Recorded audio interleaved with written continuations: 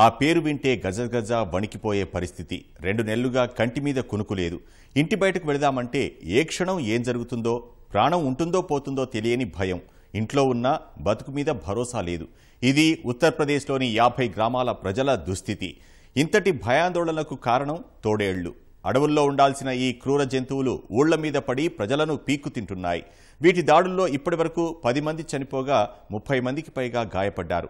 వాటిని పట్టుకునేందుకు వందలాది మంది 2 నెలలుగా శ్రమిస్తున్నా ముప్పు పూర్తిగా తప్పలేదు. మరి ఎప్పుడూ లేనిది ఇప్పుడే ఎందుకు ఈ పరిస్థితి? అడవిని వదిలి జనావాసాల్లోకి వచ్చి మరి తోడేళ్లు ఇంతలా రెచ్చిపోవడానికి కారణమేమిటి? మనుషులు చేసిన తప్పులే ఈ దుస్థితికి కారణమా? దీని నుంచి నేర్చుకోవాల్సింది ఏమిటి?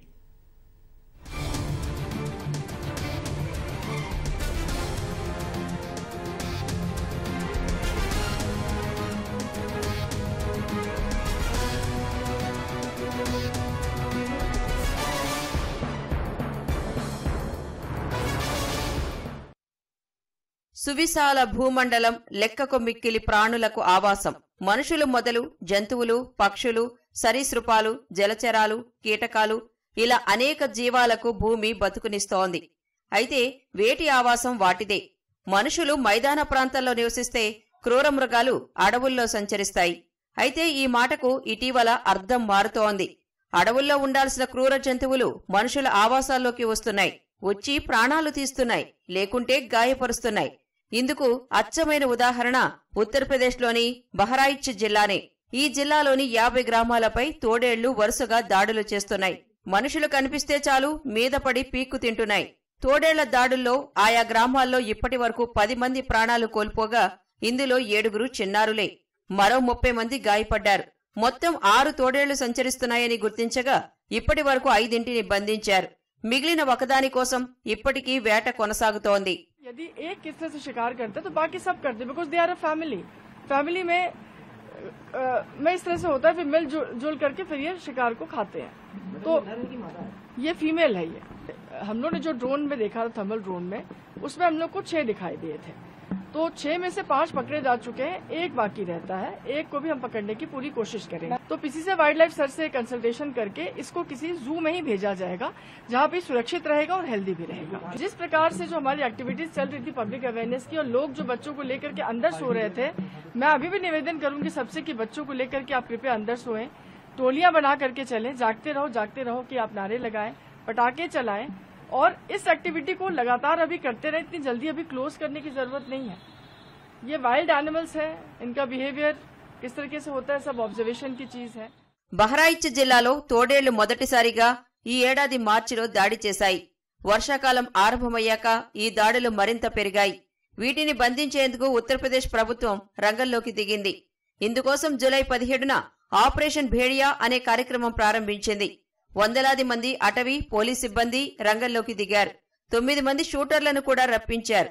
వీరికి స్థానికులు కూడా తోడయ్యారు. దాడులు జరుగుతున్న 50 గ్రామాల పరిధిలో ఎక్కడికక్కడ బోన్లు, సోలార్, హైమాస్ట్ లైట్లను ఏర్పాటు చేశారు. డ్రోన్లను కూడా రంగంలోకి దించి వీటి జాడను కనుగొనే చర్యలు చేపట్టారు. రాత్రి పగలు పహారా కాస్తూ తోడేళ్లను బంధించే పనిలో నిమగ్నమయ్యారు. ఉత్తరప్రదేశ్ ప్రభుత్వం తోడేళ్లు కనిపిస్తే కాల్చివేయాలని ఆదేశించింది.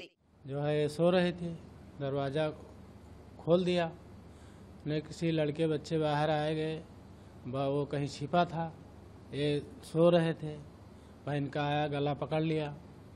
और जब गला पकड़ा तो ये कुछ आवाज़ निकली मुँह से, तो घर के लोग जान पे तो सब दौड़े कि क्यों चिल्ला रही हैं.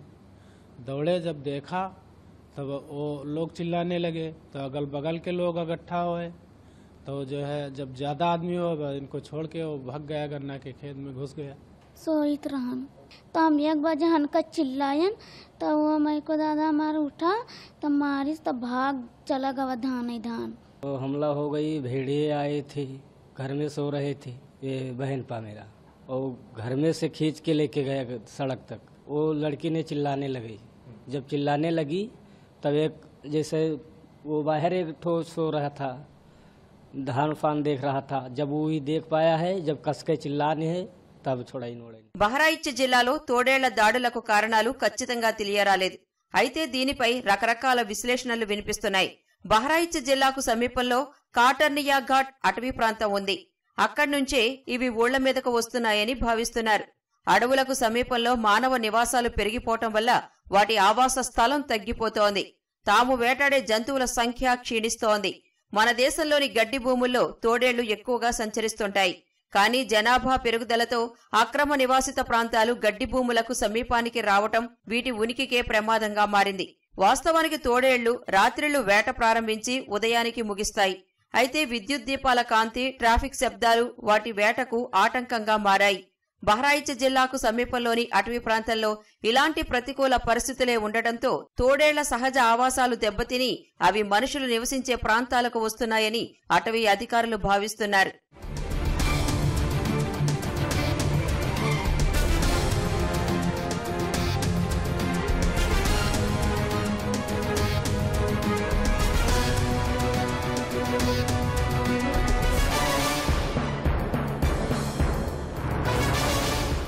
తోడేళ్లు చాలా తెలివైన జంతువులు.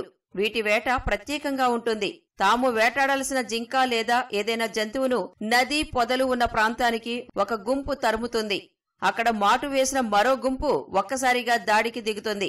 జింకల సమూహంలో వేగంగా పరిగెత్తలేని వాటిని గుర్తించి తోడేళ్లు లక్ష్యంగా ఎంచుకుంటాయి. సమూహం నుంచి విడిపోయిన వెంటనే వాటిని వేటాడుతాయి. పెద్ద జంతువుల నుంచి తప్పించుకుంటూ తోడేళ్లు జింకలు, కుందేళ్లను వేటాడుతూ జీవిస్తాయి. ఇలా విభిన్న వ్యూహాలు సమన్వయంతో ఇవి ఆహారం సంపాదిస్తాయి.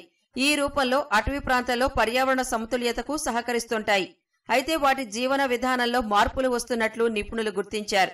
సాధారణంగా తోడేళ్లు రాత్రి సమయాల్లో ఊళ్లవేస్తుంటాయి. కానీ ఇటీవల మహారాష్ట్రలో అవి ఊళ్లవేయడం లేదని ఓ సర్వేలో తేలింది. దీనికి కూడా మానవ నివాసిత ప్రాంతాలు అడవులకు సమీపంలోకి చేరడమే కారణంగా గుర్తించారు.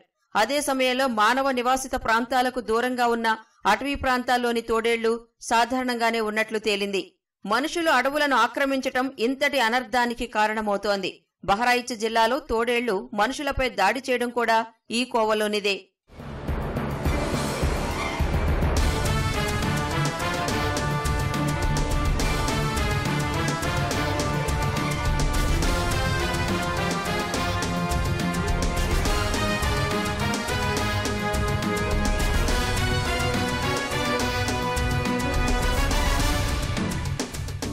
సమతుల్యత ఉంటేనే ప్రకృతికి అందం. ఏమాత్రం తేడా వచ్చినా వన్యప్రాణుల జీవన గమనమే మారిపోతుంది. అడవుల్లో జనసంచారం పెరగడం, అభివృద్ధి పేరుతో జీవ వైవిధ్యం దెబ్బతింటోంది. ఏ జీవికైనా ఉన్నచోట ఉనికే బలం. సరైన సహజ సిద్ధ జీవనమే వాటి జీవన విధానం. అందుకు భిన్నంగా ఉండటంతో వాటికి ప్రజలకు ఇబ్బందే. అడవులకు మాత్రమే పరిమితమైన జీవజాతులు తమ పరిధిని ఛేదించుకుని జనారణ్యాల్లోకి ప్రవేశిస్తున్నాయి. గతంతో పోలిస్తే అడవుల శాతం పెరుగుతున్నా అది వన్యప్రాణుల నివాసానికి సరిపోవడం లేదు. జనాభా పెరగడంతో మనిషి అవసరాలు పెరిగిపోతున్నాయి. అడవులపై మానవ ఆధిపత్యం అక్కడి వన్యప్రాణుల్లో భయం, అలజడిని రేపుతోంది. ఇది ఆ ప్రాణుల మనుగడనే ప్రశ్నార్థకం చేస్తోంది. సృష్టిలో ఒక జీవి మరో జీవిపై ఆధారపడుతుంది. ఎక్కడ లోటు వచ్చినా మొత్తం సైకిల్ దెబ్బతింటోంది. ఫలితంగా జీవులు ప్రత్యామ్నాయాన్ని వెతుక్కుంటున్నాయి. బహ్రాయిచ్ జిల్లాలో తోడేళ్లు ఊళ్లలోకి రావడం అందుకు ప్రత్యక్ష ఉదాహరణ.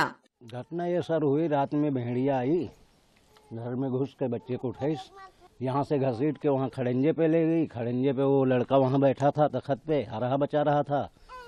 वहाँ से जब वो वहाँ रखा तब उसने आवाज़ दिया कि हाय पप्पा, तभी वो घूम के देखे, फिर उधर से बोला जब बस वो छोड़ के भाग ली।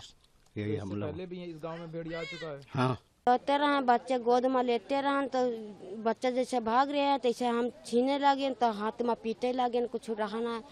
तैसे दोनों लड़कन का पकड़ लिया, वो का खींच लेगा बाहर। कहाँ ले गया खींच के? नीबिक तिर का। तो आप फिर कैसे छोड़ा कैसे उसने? उसका सब दौड़ लिहिन, आपका दौड़त गयन पाछे, तब देखें तब छोड़ दिहन। బహ్రాయిచ్ జిల్లాలోకి తోడేళ్లు రావడమే కాదు, ఇటీవల కాలంలో దేశంలోని పలు ప్రాంతాల్లో చిరుత పులులు వంటి జంతువులు, మొసళ్లు జనావాసాల్లోకి రావడం చూశాం. హైదరాబాద్లోని రాజేంద్ర నగర్ ప్రాంతంలో కొన్ని రోజుల క్రితం ఓ చిరుత పులి అనేక రోజుల పాటు ప్రజలను, అటవీ సిబ్బందిని ముప్పుతిప్పలు పెట్టింది. అలానే తరచూ గ్రామాల్లోకి వచ్చి విధ్వంసం సృష్టిస్తున్నాయి ఏనుగులు. కొన్నిసార్లు అవి మూకుమ్మడిగా దాడి చేసి ఊర్లనే చిందరవందర చేసిన సందర్భాలు ఉన్నాయి. వాటి కాళ్ల కింద నలిగి గాయపడిన వాళ్లు, ప్రాణాలు కోల్పోయిన వాళ్లు కూడా ఎంతో మంది. దీనికి కూడా అటవీ ప్రాంతం తగ్గిపోవడమే కారణం. ఖనిజాల కోసం అడవుల్లో తవ్వకాలు జరపడం కూడా సమస్యను మరింత పెద్దది చేస్తోంది. అందువల్ల ఈ పరిణామాలు మనుషులకు ఓ పెద్ద గుణపాఠమే. వీటి నుంచి పాఠాలు నేర్చుకుని జాగ్రత్త పడకుంటే మొత్తం ఆవరణ వ్యవస్థకే ప్రమాదం ఏర్పడుతుంది.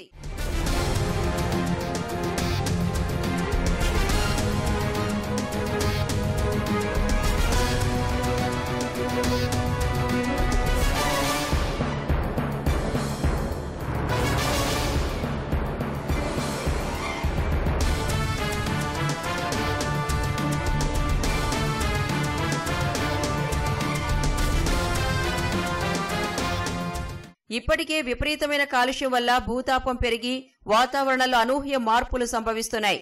భూతాపం పర్యావరణ సమతౌల్యానికి పెను సవాల్ విసురుతోంది. అకాల వర్షాలు, కరువులు, తుఫాన్లు వంటివి సంభవించి ఆహార భద్రతకు ముప్పు ఏర్పడుతోంది. ఈ పరిస్థితుల్లో జీవ సైకిల్ కూడా దెబ్బతింటే అది మరింత ప్రమాదకరంగా మారుతుంది. అడవుల్లోని జంతువులే కాదు, మైదాన ప్రదేశాల్లోని మనుషుల మనుగడను ప్రశ్నార్థకం చేస్తుంది. అందువల్ల ఇది తక్షణమే అప్రమత్తం కావలసిన సమయం. అడవులను పరిరక్షిస్తూ వన్యప్రాణుల సహజ ఆవాసాలు అలాగే కొనసాగనివ్వాలి. అడవులు, వాటికి సమీపంలో కట్టడాల నిర్మాణాలు, మనుషుల సంచారం తగ్గించాలి.